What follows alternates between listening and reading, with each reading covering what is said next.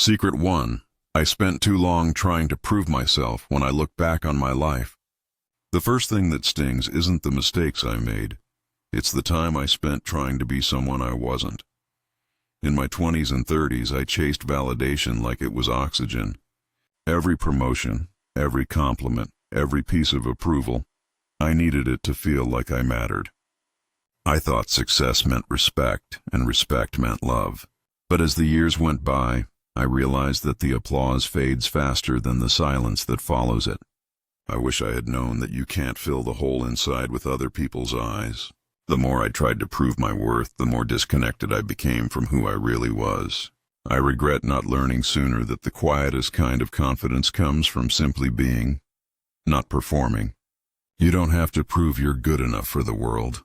You only have to live in a way that makes you proud to look in the mirror. Secret 2. I waited too long to forgive. Forgiveness isn't weakness, it's oxygen for the soul. I used to hold grudges like trophies, convinced that staying angry made me strong. But time teaches you something cruel and kind. That resentment rots only one heart, your own.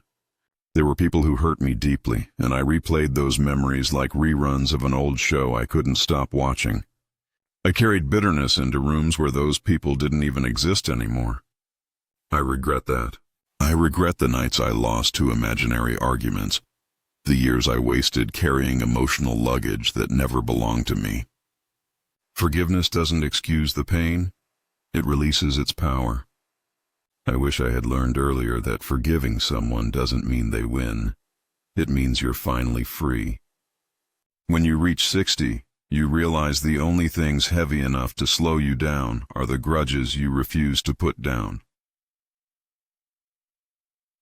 Secret 3. I worked hard but lived. Little America taught me to hustle, to grind, to measure my worth by how tired I was at the end of the day. And I did. I built careers, bought homes, climbed ladders, only to discover that no one remembers how many hours you worked after you're gone. I missed birthdays, skipped vacations, and let just one more project become my reason for everything. The truth is, I don't remember most of the meetings I once thought were so important. But I remember the faces at the dinner tables I left empty. I regret that I didn't understand earlier that working hard isn't the same as living well. We spend our youth trading time for money, and our old age trying to buy back the time. If you're listening to this, remember, life isn't about earning your right to rest. It's about earning your memories while you can still make them. Secret 4.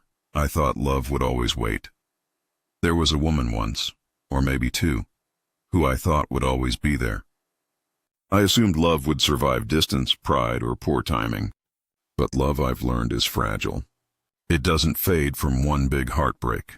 It fades from 1,000 small silences. I thought I had more time to call, to say sorry, to listen better. I regret how many times I let stubbornness sit between me and someone I cared about. The truth is, most people don't fall out of love. They just stop feeling seen. And sometimes, by the time you're ready to reach out, the number doesn't connect anymore. If you love someone, tell them. If you miss someone, reach out. Don't wait until the memories are all that return your call. Secret 5. I confused comfort with happiness. There's a strange kind of trap that comfort sets. The soft couch, the steady paycheck, the safe routine. I thought being comfortable meant I was happy. But comfort can be a quiet prison, and the bars are invisible. I stayed in jobs, relationships, and habits not because they fulfilled me, but because they didn't scare me. I regret every dream I postponed in the name of stability. I used to think risk was dangerous. Now I know regret is worse. Happiness isn't about having everything under control. It's about feeling alive, uncertain, and awake to the moment. Sometimes the most dangerous thing you can do is play it safe. If I could go back, I'd shake the younger me by the shoulders and whisper, "Stop settling for comfort. Chase the pulse of your own heartbeat." Secret 6. I didn't take care of my body. When it could still take care of me. You don't realize what your body does for you until it starts saying no.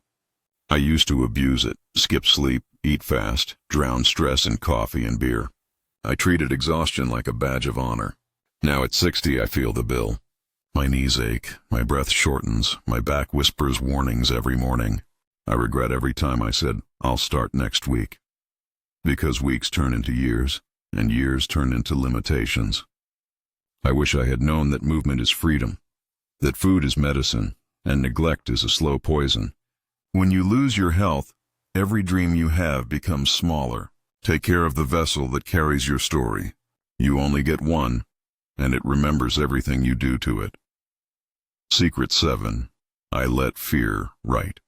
Too many of my chapters, fear was the author of so many decisions I made, and even more that I didn't. Fear of failing. Fear of being judged. Fear of not being enough. I turned down opportunities that might have changed everything because I was afraid of looking foolish. I regret how much of my life was lived inside invisible fences I built myself.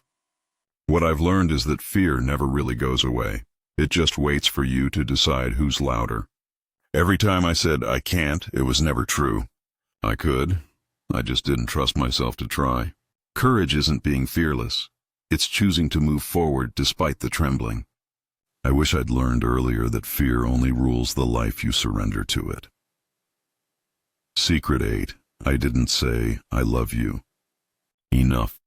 There's a certain kind of silence that follows you at this age. The sound of all the things you didn't say. I used to think love was understood.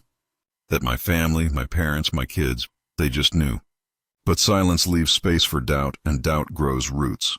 I regret the hugs I didn't give, the calls I didn't make, the words I thought were implied. People leave, and you never get the chance to tell them how much they mattered. Now, I say I love you without hesitation, to my friends, my children, even to old photos.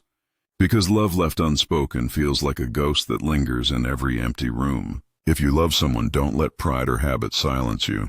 Say it often. Say it until you mean it louder than your fears. Secret 9. I mistook noise for living for decades. I filled every quiet moment, TV humming, phone buzzing, plans overlapping. I was terrified of stillness. I thought being busy meant I was alive. But now I know that constant noise drowns out your own voice. I regret not learning how to be alone sooner. Solitude isn't loneliness. It's the space where your soul catches its breath. In the quiet, you hear what matters, the whisper of your dreams, the truth of your heart, the peace you've been chasing everywhere else. We spend so much of our lives avoiding silence, when in the end, it's silence that gives us back ourselves. Don't fill every minute. Leave room for your own heartbeat. Secret 10. I forgot that time wasn't infinite. At 20, you think you have forever. At 30, you still believe you're young. At 40, you start noticing how fast 10 years can disappear. And then suddenly you're 60, and you realize life isn't a straight road. It's a series of doors, and every time you hesitate, one quietly closes. I regret waiting for the right moment to live, because there's no such thing. The right moment was always now. The truth is, time is a thief that never apologizes. You can't stop it, but you can stop wasting it. If there's something you've been putting off, forgiveness, love, a dream, do it now. Tomorrow is a rumor. Today is the only thing that's real. The quiet wisdom of regret. At 60, regret doesn't burn. It hums. It sits in your bones, soft but steady, reminding you of all the moments you traded for comfort, fear, or distraction. But regret isn't punishment. It's perspective. It's life handing you the lesson you were too busy to learn when it mattered. I used to think aging meant losing time, but now I know it means understanding it. The best thing about being 60 is that even with the wrinkles and the weariness, you finally see the map of your life clearly. The roads you took, the ones you missed, and the ones you can still walk, even if slower. If you're younger than me, take this as a quiet gift. Don't live to avoid regret. Live so your regrets become teachers, not tormentors. And if you're already here at 60 or beyond, forgive yourself. You made it. You're still learning. You're still alive. And there's still time, not to redo your life, but to love it exactly as it is.